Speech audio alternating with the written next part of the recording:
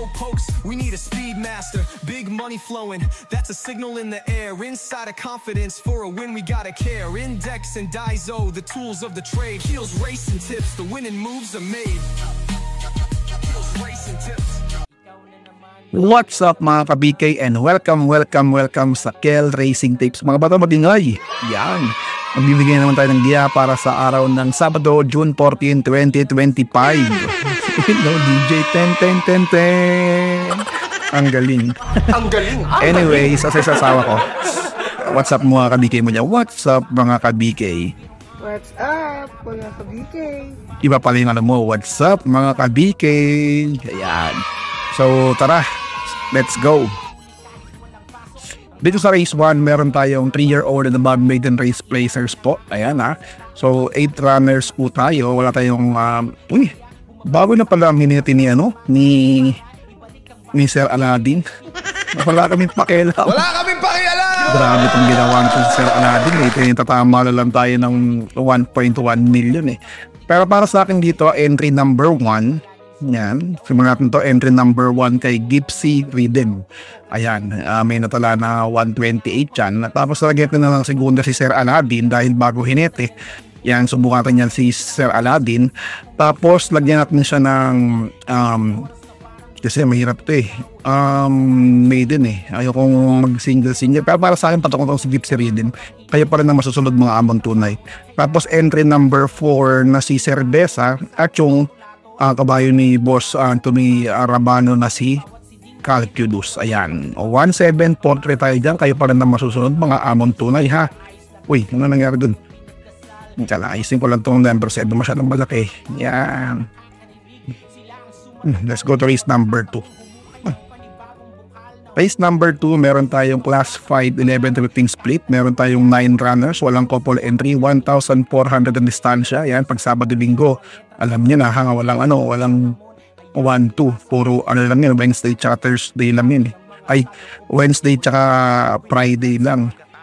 Kasi, di ba kasi pag 8 lang, automatic rules din yata yun. Nang 1-200 ang distansya. Anyways, wala pa tupik pa. Entry number 1 na si Grand Majesty. Ayan.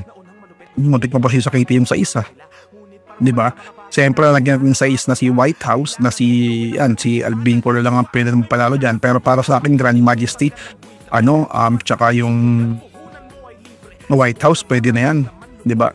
Pero para sa akin, paposte ko dito ang uno, si Grand Majesty. Tapos nalagyan ko ng pang quartet nyo. Anyways, is entry number 3 na si Summer Rule. Yan, segunda pala niya nito, Mr. Yellow to. Tapos entry number 9 na si Bipit and Fabulous. Ayan. So, kayo pa rin na masusunod mga amon tunay. 1639 po. Ayan, para sa quartet nyo. Kayo pa rin na masusunod. Good luck. Let's go to race number 3. Race number 3, meron tayong class 4, 34 to 39. Bihit pa rin ang laban nito. Pero syempre, wala na patumpik-tumpik pa. Entry number 4 na si Dissolve. Ayan. Nakita niyo na mga laban na Dissolve laban kay Barati. Diba?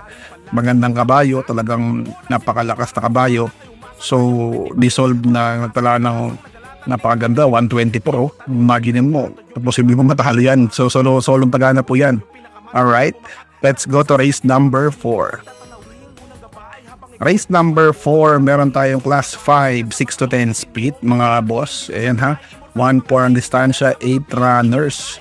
So dito, ang pampaposti ko rito, entry number 4 na si Step Bell. Tapos lalagyan ko rin siya ng entry number 6 na si Iikot Lang. At entry number 7 ni Angel Ramos na si Laguna DB. Kayo pa rin na masusunod mga amon tunay ha. 4-6-7 lang po tayo dyan, lamang na po yan. Pwede nyo suluhin yung 4 step bell, pero dito malasing kasi si Jan Alding Gusi. Kaya protektado lang tayo ng bertud. Alright, let's go to race number 5. Race number 5 mga boss, meron tayong class 5 11 to split. Class 5 11 to 15 split. Ayan. 1-4 ang distansya, 9 runners. Dito, pusoy sa plate ang entry number 8 na si Brabay.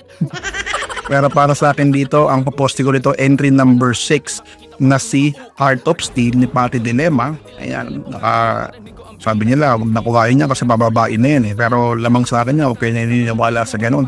Tapos entry number 8 na si Bravey, ayan. Tapos kukuhain ko rin dito si entry number 4 na si Anli Byrne. Ayan, kayo pa rin na masusunod mga amon tunay. Pwede nyo kuhain niya si Double Promise, may panalo po yan. Diba, pwede nyo kuhain si Santa Maria, kaso ni Uy nga lang Rabano, kayo pa rin na masusunod. Alright, let's go to race number 6. Race number 6, class 5, 5 placers po mga boss. Ayan, meron tayong 1-4 na distansya, 8 runners, walang couple entry. Dito, para sa akin, muntik na mapusin sa kita yung entry number 3 na Space Jam na gagabayan ni Bodji Henson. Sige, lagyan natin to. Entry number 3 na si Space Jam. Tapos, lalagyan ko ng entry number 1 na Adorable Felicia. Yan. Baka maganyan, ha? Baka mag back to back party yan, di ba? Tapos entry number 2 na si Full Combat Order. Kaya para na masusunod mga boss, pwede nyo kuhain dyan si Lapping Tiger, Top Romance. Ayan, may mga panalo yan mga boss. Pero para sa akin, lamang na po yan, 3-1-2. Alright? Let's go to race number 7. Race number 7, class 4, 16 to 21 split, 1,400 distansya, 11 runners, walang couple entry. Paratingan na po ng yung winner take all, pick 6, pick 5, at pick 4. Ayan, DD1, extra double at double. So dito, napakahirap na karera nito. Dito, para sa akin, ang lamangan ako si entry number 10 na si Bantay Sarado. Lalagyan ko rin siya ni Gagabaylidan Camanyero na si Full Combat Order. Ayan. Tapos lalagyan ko rin ng entry number 6 na Dihado ko, a long shot, Believe in Me. And of course, entry number 5 na si Jubilum. Kayo pa rin ang masusunod mga boss ha. Mas gusto ko yung hiniting yan. Kesa kaya no, baka mag-opening closing sila kaya na eh. Sa race 1 eh, di ba? Sino ba yun? Sino ba yung race 1? Kailangan natin sa race 1. Yan, si Calculus. Yan, Calculus. Sila Bingko naman, hindi naman Nioy, hindi naman Ardonia. Di ba? Alam mo naman tiyatayaan ko dyan, Albincola, Bakaykay, tsaka si Gonzales yata eh, di ba? MM Gonzales yata, initirin ni boss James Rabano eh. Tsaka si Lester De Jesus. Ayan. So may panalo po yan na Jubilum. Yan. Dihado pa yan mga boss. Plus dihado rin yung Believe in Me. So kayo pa rin ang masusunod mga amon tunay para tingan na po to. So may single fight naman. Ang dami naman magsisingle no. Kasi singilin nyo sisingilin nyo yung race 1, race 2, yung race 3 o given yan. Yung race 4 na si Step Bell. Kaya pa rin ang masusunod mga amon tunay. So para sa akin 10 to 6-5 malakas-lakas na yan. So good luck po sa inyo and happy Saturday. So yun lang, babush. What's something people don't know about horse racing? It's not just luck, it's strategy, skill, and insider tips. Welcome to Keel's Horse Racing Tips. Here, we're not just spectators, we're winners. Whether you're a seasoned punter or a racing rookie, Keel's got you covered. Catch glimpses of Keel breaking down the stats, reviewing the races, and giving you the thumbs up on the best bets. With Keel's expertise, you'll be making your way to the winner's circle in no time. So saddle up and join the excitement. Hit that subscribe button now for exclusive tips and insights. Ride with us to the winner's circle. Subscribe now for winning insights.